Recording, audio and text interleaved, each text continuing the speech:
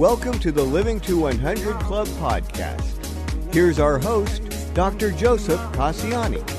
Well, hello to everyone joining us today on our podcast. You're listening to one of the public episodes this month on the Living to 100 Club program, and I'm your host, Joe Cassiani.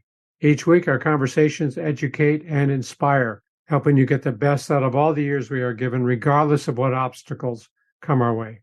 These public episodes air twice a month. With our premium club membership, paying subscribers can listen to all episodes, so subscribers have access to 2 additional episodes per month.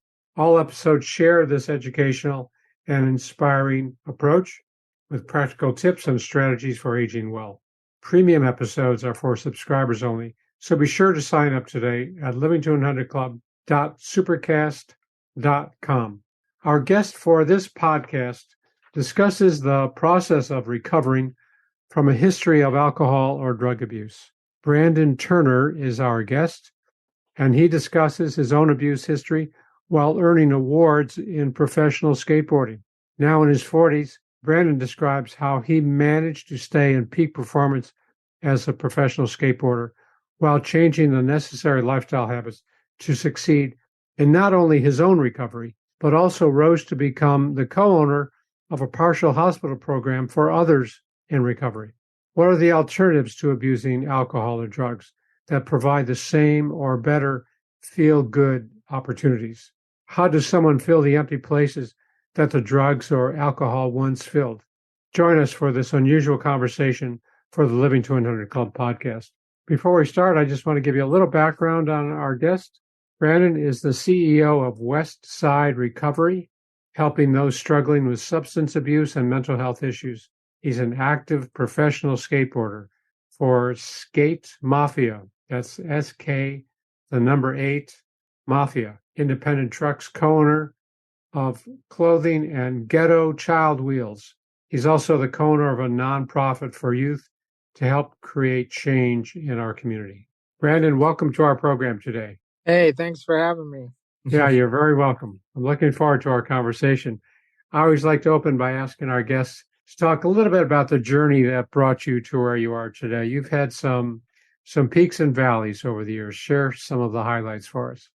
Some of the highlights is just going through my own life's experiences through, downfalls, not all downfalls, but ups and downs, and learning through those experiences to get to my purpose. And I realized that, now I wouldn't have, when I was going through these things, it seemed like it was the worst things possible. And why me and why am I going through this? But now where I'm at today, it's very clear that it was all constructed so I can get to my purpose. Yeah, you can see the years that offer that learning, those experiences, kind of the finding the purpose and all of that challenge, the ups and downs. Sure. So tell us quickly about the recovery facility that you're operating now, Westside Recovery. What types of clients, length of stay? What can you tell us about it? It's a 12-step program, and we offer, help for people struggling with substance abuse and mental health issues of all ages. It's really, I wanted to create a program that really tailored to not just, the problem. And of course, with group therapy and regular therapy, one-on-one therapy and case management and getting detoxed off of substances is a big part. But I wanted to create something that helped people get back to their lives, no matter what that may be, and replacing, negative habits with positive ones with the healthy release of endorphins. Like, we got a skateboarding program, yoga, Pilates, and art, and a music program. And, let that be something that people can really just grasp onto, something that they haven't done before, so they can start believing in themselves again. Yeah, I like that approach. I mean, the therapy is so important, the group and individual therapy. What you're also offering is kind of some new choices to make in the person's lifestyle to complement what they're learning in their therapy programs, in their treatment programs. So these other programs are really add-ons or complementary of what they're learning in their treatment. That makes a lot of sense. Absolutely, yes. Yeah. We're excited with this, and then with giving all due credit to who I work for as well as Healthy Life Recovery. I had some really good mentors that brought me into this industry to kind of show me how it works and how treatment works and what it looks like to help an individual, because everybody's so different and everybody has their own individual life path and story. And they really and I still work with them right now, and my partners over there are the ones who helped me with my journey to open my own facility. Yeah. So you found some answers, and your programs now are set up to help others search and find their own answers too. Yeah. Absolutely. Yeah. So if I could ask a little bit more personal question, how bad was your substance abuse while you were growing up? What was that like for you? Well, growing up, it didn't seem so bad because we all know when we're younger, we can bounce back real fast, and life just seems to be going like, you can recover a lot faster, and it doesn't, you don't have the time that, drugs or alcohol might have to work on your nervous system. So when I was younger, some of the bad experience, I'd started off as fun and experimenting at first, and I was touring and traveling the world as a amateur and professional skateboarder, and it was okay. You get your occasional, bar fights or disagreements or things would happen, but when it really started affecting me was when I was in my late 20s and 30s, because I really started to see the effect of being hungover longer, just not feeling so great the next day, and it taking more days to actually recover. And then only thing that would make you feel better is maybe a couple more beers or something. And it really started affecting now with, I didn't know then, but with my education that I know now, after a while and too much of anything starts affecting you, not only mentally, but spiritually and physically as well. So I would start waking up with shakes and just feeling irritable, being restless, irritable, and discontent. And some of my relationships started dissolving too, just not only professionally, but personally. And I didn't feel okay with myself. And I was able to live through that fine. But then I started getting into trouble with the law, like started getting DUIs because I was always out in the scene in the skateboard community, the art community, the music community. So there's always stuff going on, and I was driving around and ended up getting DUIs, and eventually ended up having to go to prison and for multiple DUIs and other frivolous charges. And I couldn't believe it when I ended up in that situation, and it was a real eye opener that, hey, maybe I had a problem. Sure. Yeah. Yeah. Thank you for that, being so open, candid. So you could see that it progressed. And as you said earlier, when you were younger, maybe the same use of these substances didn't hit you so hard, or you could recover quicker. And then into your 20s and 30s, maybe you just stopped recovering, and it kind of, the symptoms, the effects stayed with you longer. Yeah.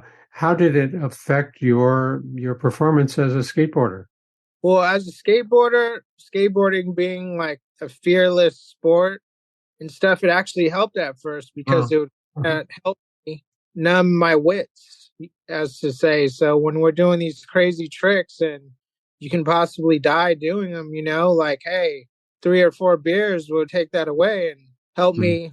Now I'm ready to jump down this big set of stairs or this handrail or off of this roof.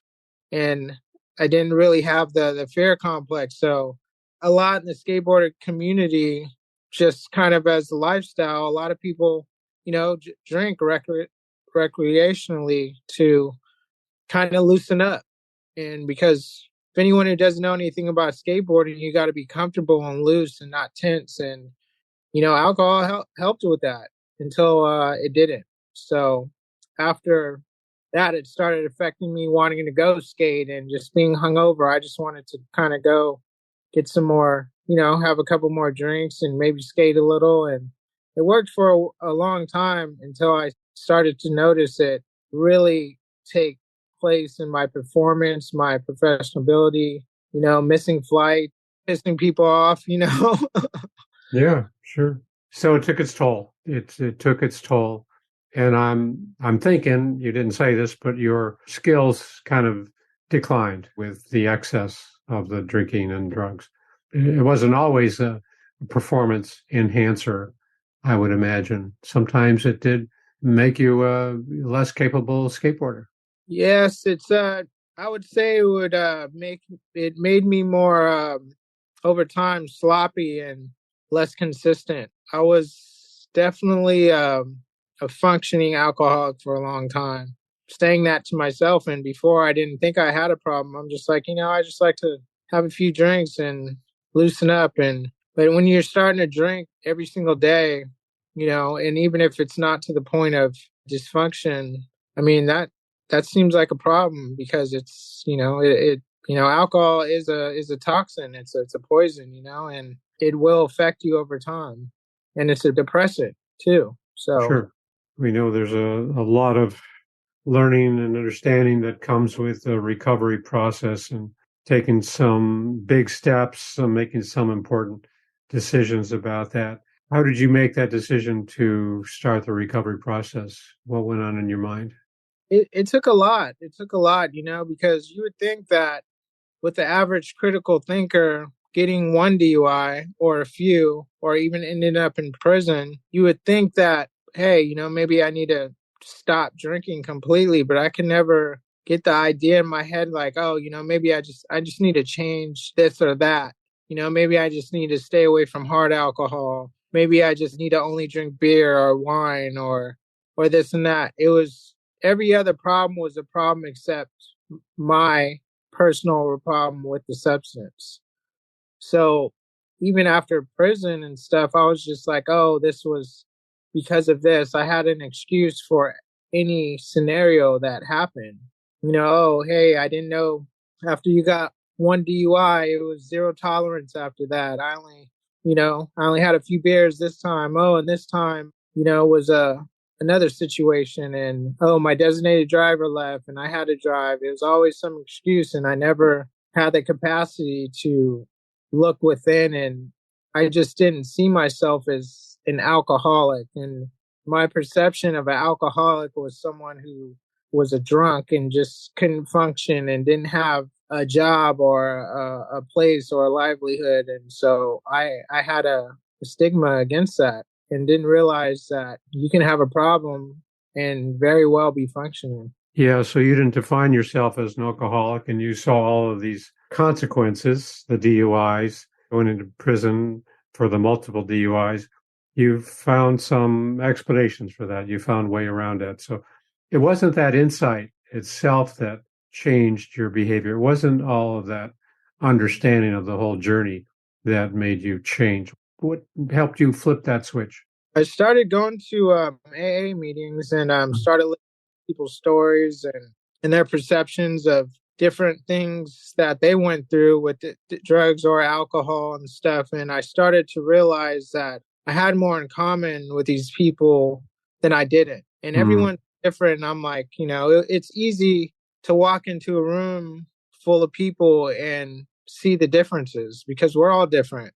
So I started to just pay attention to the similarities. And that helped me to make a decision for myself and distinguish the type of drinker I was, because you have, your hard drinker, you have your binge drinker, you have your, only on the weekends or I deserve a drink after work drinker.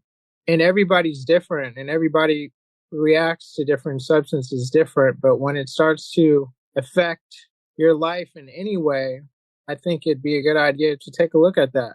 And it doesn't mean something's wrong with you if you have a problem. It's just anything in life that you abuse could be bad for you, even water.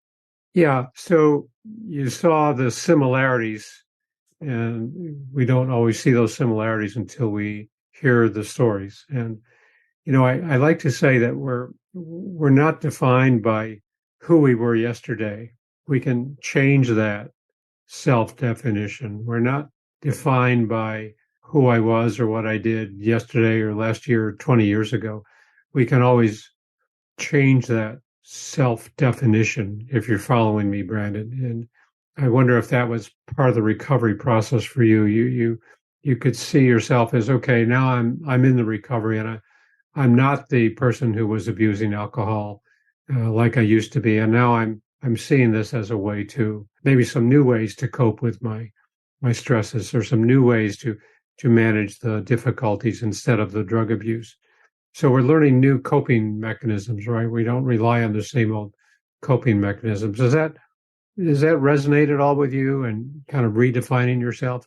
Yes, absolutely. And what I came to realize after doing this work, working on myself, through the 12 steps and stuff, which I didn't believe in too. I just thought it was, I was like, hey, that may work for you, but not for me. But what I realized is what is known in the AA community is like 30% of the problem is the substance and the other 70% is mental. So I had an underlying issue of like past trauma and stuff that I didn't know how to deal with or get the right help or tools to deal with, that I had buried inside of me that I never got to work through.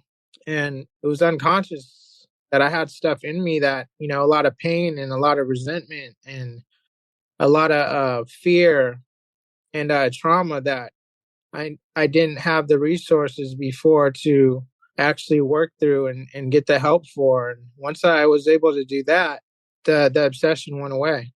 Yeah, that's great. That's a very good way to explain it. It's seeing that, in the past, I didn't have a lot of tools to deal with these negative experiences, the memories, the whatever trauma you encounter. I didn't have a lot of tools to deal with that. And now you're saying, yeah, there are other ways to deal with this. There are other ways. It's not like it didn't happen. It's still real and it happened, but it doesn't have to have such a heavy kind of inhibiting effect on you, because you can learn some other ways to deal with those traumas. Yes, absolutely. In a healthy way. And I'm into health. I like health. I like feeling good. Yeah.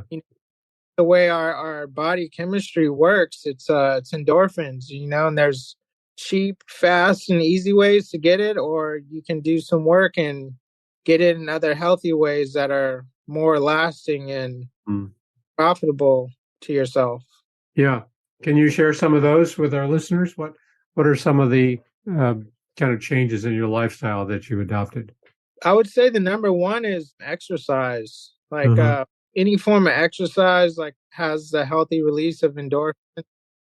It gives you, that feel good, that feeling of accomplishment. And that's what I tell everyone. A program isn't a place. A program is yourself. It's your CPU. Like, you are a program. So with the working out, and then, eat healthier, start reading and writing and finding some other tools to deal with yourself, so you learn how to take your own inventory and see what's going on with your system. But if anybody's into anything like swimming, going to the gym, or anything that's active, I think that's the best way for the healthy release of endorphins. Yeah, that's good.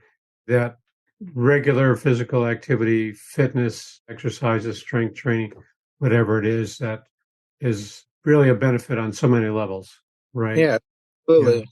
Yeah. So when we talked on the phone, you mentioned that some people struggling with their own recovery are worried about what things will be like when they're off drugs, like what's going to replace that, or there's going to be some emptiness, or something will be missing when they give up the alcohol or drug abuse. Can you help us understand that a little bit more? Yeah. So when I drank, and I had friends and colleagues who I would, we would have places we went to, on Friday night, or we're going to watch the game, or we're going to go do this and that. And, we have our vices, we have our drinks. I'm just having drinks with the friends. And that's why it's so hard with alcohol, because it's so normalized, and it can get, at the same time, it could get out of hand. And when you're not paying attention, it could affect you in a real negative way. And it could be a slow burn too. And so the question of, of the identity crisis is like, I tell people it takes time. I had to take some time away from hanging out with certain friends because it was so powerful for me just to want, to have a good time, have, a glass of wine with them or whatever. And I didn't want to be looked at as weird, like, oh, you don't drink? Oh, what's wrong with you? Or, there's a stigma Mm, like, oh, sure. you're, man, I just, my ways of learning with that is like, I always use this one joke I have. I just have them. They're like, oh, you don't drink, or you're sober, and I'll just be like, oh no, I'm allergic. They'll be Uh, like, oh, allergic, and I'm like, yeah, break out in handcuffs. uh-huh. you know, Yeah, that so gets to the heart of it right there. Sure. I'm still able to hang out with friends who drink, and Yeah. that's fine for them and stuff. It's just I look at it like as like, hey, I've been there and done that. It's not going anywhere. I enjoy feeling good and healthy and being in control and being able to drive anywhere I want, anytime I want, and Mhm. having to worry about something that's limiting for me personally. So you talked about like when you were drinking so much, you had certain routines. You would get together on Friday nights and do certain things, and it was kind of a familiar, comfortable place for you. That was your comfort zone, so to speak.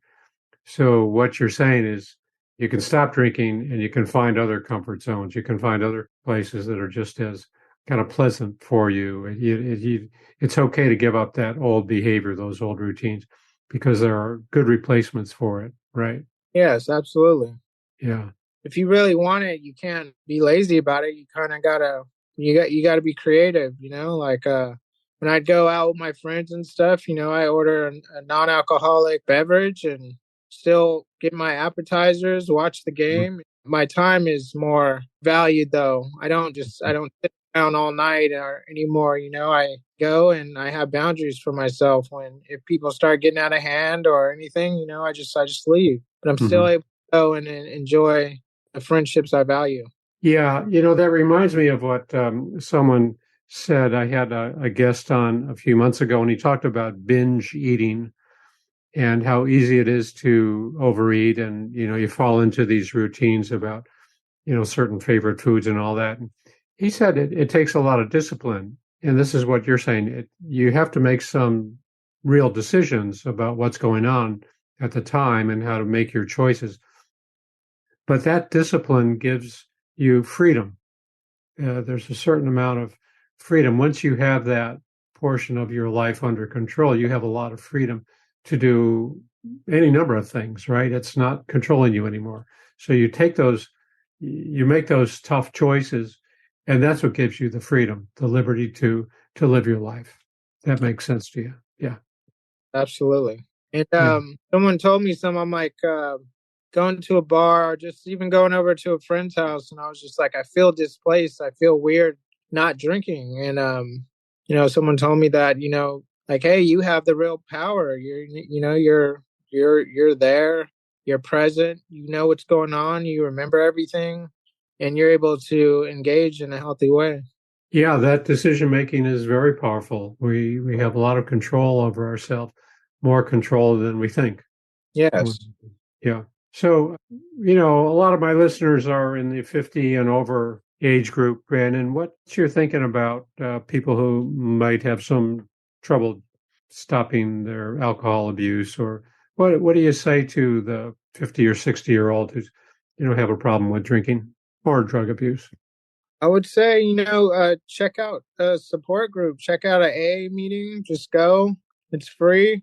You can just go there and listen to and talk to some people that would be completely open with you to talk about it. Even if you don't think you have a problem, you might not have a problem, but I think it's important in our lives we have connection, to keep your connection and your community alive. And that's what it is. It's a resource for a community, and it doesn't just have to be just that. You might meet someone there that you can relate to who does other healthy things that can kind of divert you into a healthier path of your lifestyle. And there's plenty other support groups you can look Mhm. up on for all different types of age groups, Mm-hmm. young, old, and that's diverse with all ages, that can really help spark that feeling of, with the age barrier. Mm-hmm. I think no matter what age you are, it's good to be friends and to be a part of all communities. Because I know when I was young, I always liked hanging out with older people because they would tell me so much knowledge and so much useful things that I used, throughout my life. I didn't always listen, obviously, No, but I, we never do, or we don't yeah, always. but Yeah. I remember just going back like, oh, that man, he really cared. He told me some good stuff, and now I can see what he's talking about. And so everybody has their value, and especially older people in their 50s and 60s. Like, I would rather hang around somebody who's 50 and 60 than someone, you know, I'm not going to say rather, but I value it Mm-hmm. more because of the more experience. Mm-hmm. Sure. Yeah. Yeah. I like that advice about looking for the support groups, finding some resources in the community, because as you said, it's not just dwelling on the problems that someone has, but it's also seeing the positives, seeing the upside, seeing what can come from those discussions and making new friends, new relationships, and learning, maybe picking up some tips or what worked for someone else might work for myself.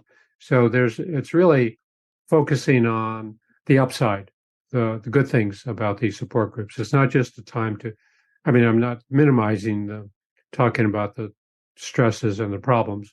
That's important, but it's also an opportunity to see the pluses that can come out of this. Absolutely, because my biggest problem with my traumas and the things I've been through in my life is I thought I was the only one who went through my unique problems. And one thing that I really a hard lesson that I had to learn was we all think we're unique and we are in our own special ways. But when it comes to certain things, like, you're not unique, especially when it comes to alcohol. And the great thing about it is the positive aspect you're talking about is the relatability.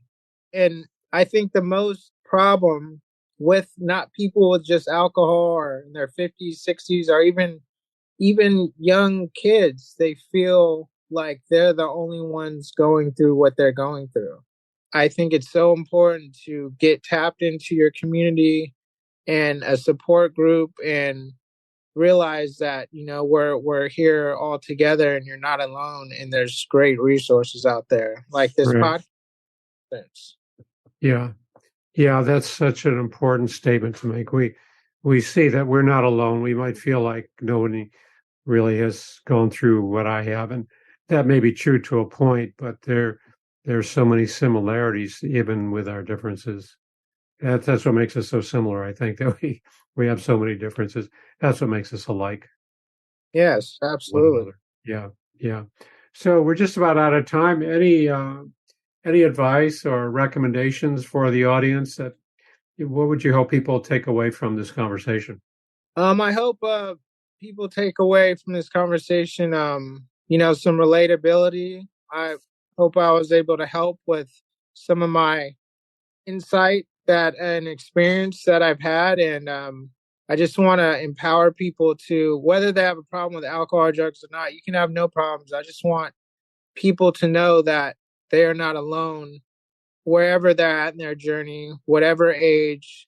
There's plenty of communities and people that will accept them open armed and end it. And like I said before, like, young people value the wisdom that older people have to bring. So I think it's a duty for older people to share their experiences with the young and same age and older, just so we can all have that support together. Yeah, that's some great advice. That's some great advice. Thanks for sharing your own personal story, Brandon. This is helpful, and I know the listeners will get a lot out of it. There's a positive side to sharing the unpleasant events and, sorry history that we have. There is really a positive side because it helps us get through that. Otherwise, we can stay stuck and we want to get through it and, find that there are some bright spots. There are some solutions to the stresses, the baggage that we're carrying around. And you're a good example. You're a good proof of that. So well done. I give you a lot of gold stars for accomplishing what you have. I think you've done a great job. Thank you. And coming from you, that means the most. Leave it at this with my commercial break. Anyone or any loved ones, young and old, need help with substance abuse or mental health issues and need any type of help in that area, family members, loved ones, my website's Westside Recovery SD, like San Diego.com, and healthyliferecovery.com. And for mental health, mhcsandiego.com. And you can reach out direct line to 619-796-9611. And thank you all for your time and taking the time to hear our conversation. Yeah. Well, okay. Let me make sure we have that. WestsideRecoverySD.com, healthyliferecovery.com, mhcsandiego.com. Yes, for mental health. For mental health. And the phone number is 619-796-9611. Well, that's great. I was going to ask you for your contact information, and you shared that. So thank you for that. So, Brandon, it looks like we're out of time for today. But before we wrap up, I just want to remind our listeners to visit my website, living200.club, sign up for our email list, and download a free copy of my 9 tips to make living longer enjoyable. You'll also see an option to contact me with your questions and comments. I welcome your feedback. Finally, be sure to subscribe to this podcast series as a premium club member so you don't miss any episodes, maybe the episode that could seriously affect your decisions, your outlook, or your actions. Sign up at living200club.supercast.com. Brandon, thanks again for being a guest on our program. It was a wonderful conversation, and I know it'll be helpful to our listeners. Thank you so much. I'll be in so much. Appreciate you. You're welcome. And thanks to all of our listeners for tuning in. Hope to see you next time. All right. Bye.